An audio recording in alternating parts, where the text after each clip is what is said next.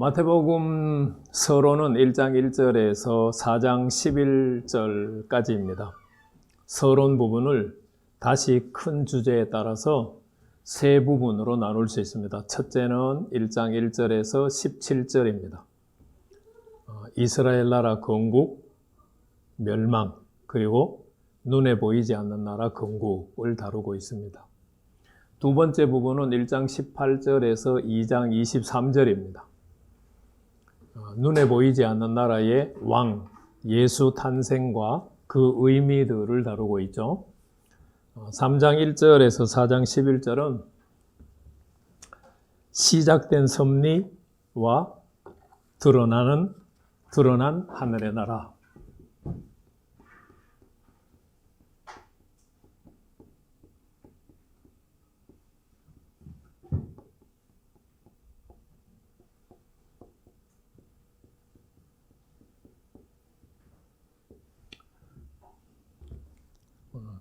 하나님의 섭리가 시작이 되고 하나님의 섭리가 시작되면서 1, 2장에서 감추어졌던 하늘의 나라가 이제 모습을 드러내기를 시작합니다.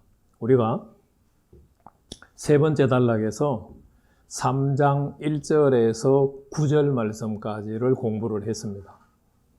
특별히 5절에서 9절 말씀은 세례 요한의 선포를 듣고 난 백성들의 두 가지 반응을 살펴봤습니다.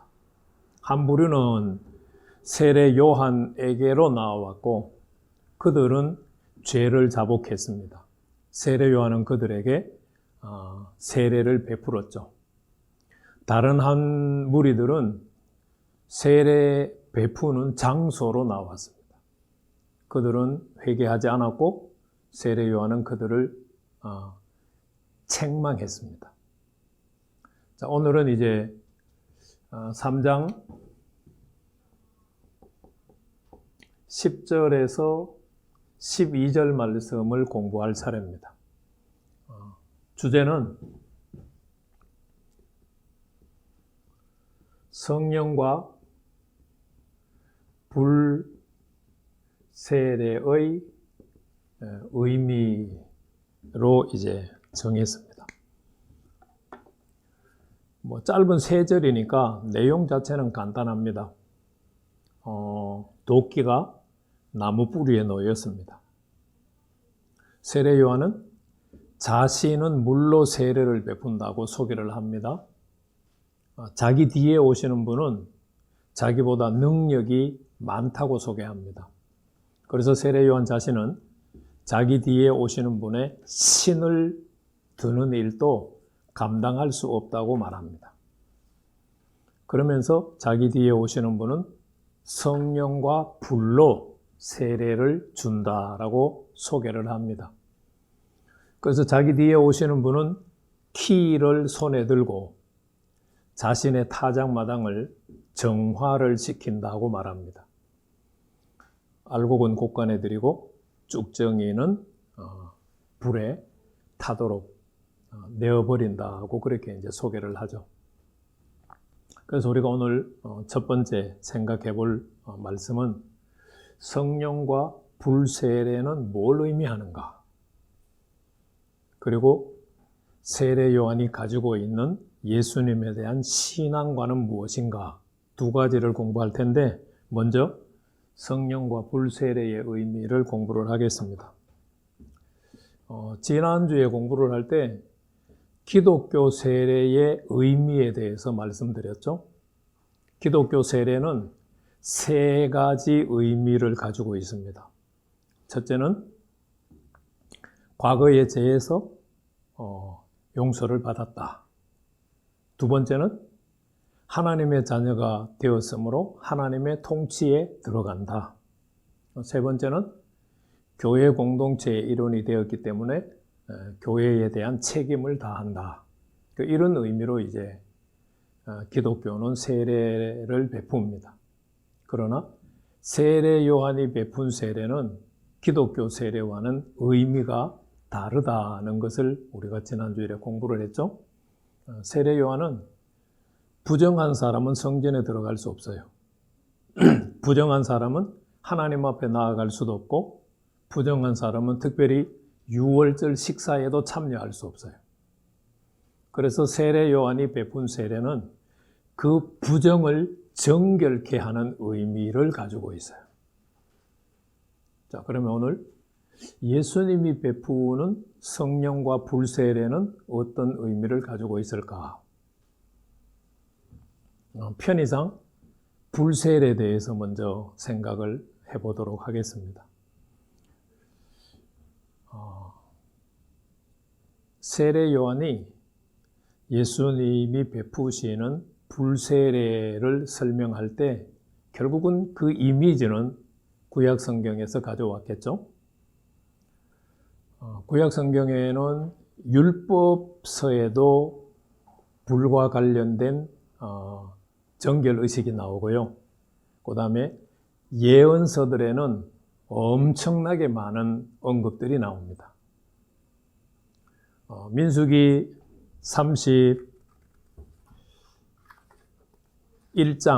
23절 말씀을 보면요, 이렇게 기록되어 있습니다.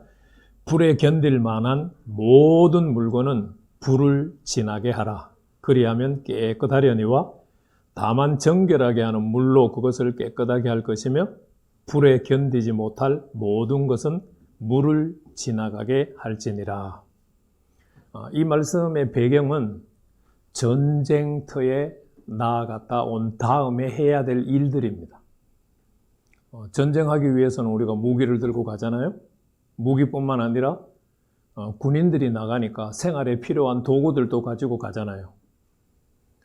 그 전쟁에 나아갔던 무기들과 도구, 물건들은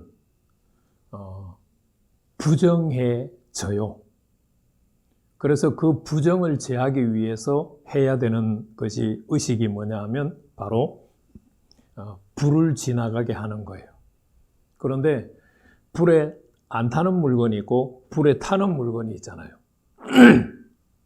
불에 안 타는 물건은 불을 한번 슥 지나가면 정결해져요. 그런데 불에 타는 거는 불을 지나가게 할 수 없으니까 물로 씻어요. 그러면은 전쟁터에 나아가서 부정했던 것들이 다시 정결하게 돼요. 그래서 율법에서는 불로 태운다, 불을 지나가게 한다라고 할 때도 역시 물로 세례를 주는 것처럼 정결의식이라는 의미를 가지고 있어요. 예언서에는 굉장히 많이 나옵니다. 그런데 그 가운데서 우리가 특별히 한 구절만 생각을 살펴보도록 하겠습니다. 이사야 4장 4절 말씀 보시죠. 심판의 영과 소멸하는 영으로 시온의 딸들의 더러움을 씻는다 라고 기록이 되어 있어요. 심판의 영, 소멸의 영. 소멸의 영은 어떻게 보면은 하나님의 영이라고 하는 의미도 가지고 있겠지만 결과적으로는 이제 불과 관련되어 있는 것을 말하죠.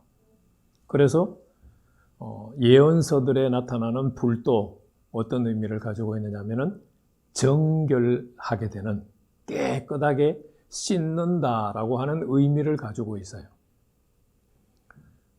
그래서 세례 요한이 예수님을 성령과 불로 세례를 준다라고 할 때 불세례는 세례 요한 자신이 물로 세례를 주는 것과 같은 의미예요.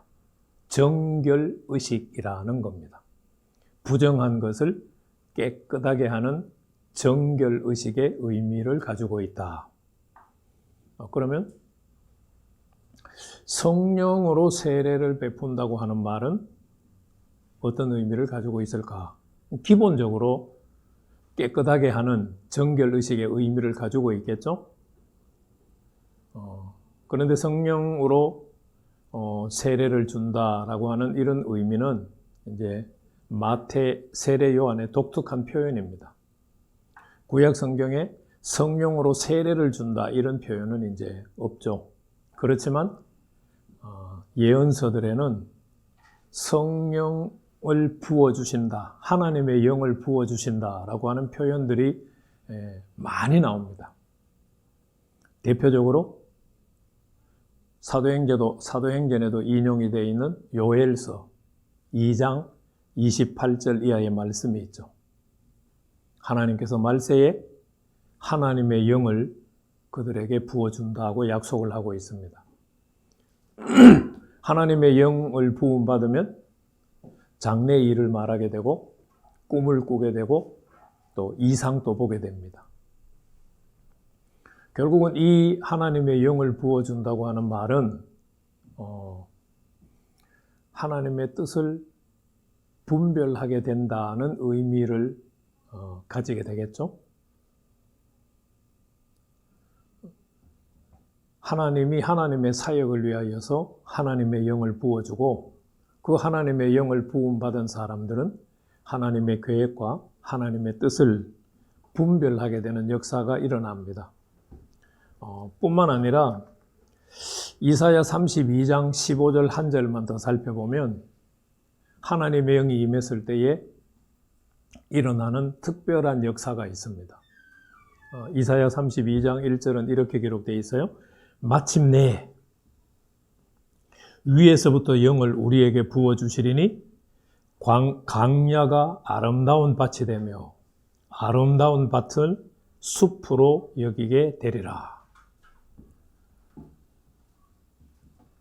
메마른 강야가 아름다운 밭이 되고 아름다운 밭은 숲으로 변화가 된다. 이 말은 회복이 일어난다는 뜻이죠.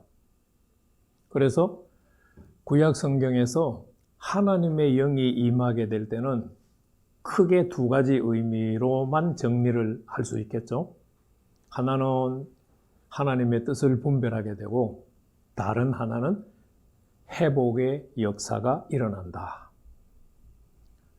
그래서 마태가 세례 요한이 예수님을 성령과 불로 세례를 준다라고 소개했을 때 하나는 부정한 것을 깨끗하게 씻는 정결의 의미를 가지고 있고 성령으로 세례를 준다고 하는 말은 하나님의 뜻을 분별할 수 있는 은혜를 주시고 더 나아가서는 회복의 역사가 일어난다라고 하는 의미로 사용하고 있다는 것을 우리가 이제 알 수 있습니다.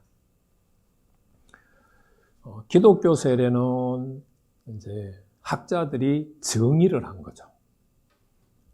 그러니까 세례 요한이 말하는 세례의 의미와는 아주 동떨어져 있는 정의들이죠. 그래서 우리가 마태복음을 중심으로 했을 때는 하나님 앞에 나아갈 수 있느냐 없느냐, 또 하늘의 나라를 맞이할 수 있느냐 없느냐, 부정한 사람들은 하나님 앞에 나아갈 수 없고 부정한 사람들은 하늘의 나라를 맞이할 수가 없어요. 그래서 세례 요한이 회개하라고 선포를 하는 겁니다.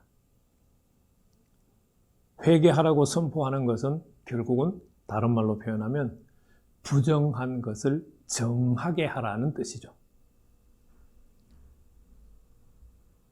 죄를 자복하고 세례를 받을 때 정하게 됩니다. 예수님은 세례 요한이 물로 세례를 주기 때문에 예수님은 불과 성령으로 세례를 주셔서 부정한 사람을 정하게 회복시키시고 또 하나님의 사역을 감당할 수 있는 은혜도 주신다. 그런 의미로 우리가 사용하고 있는 것을 볼 수 있습니다.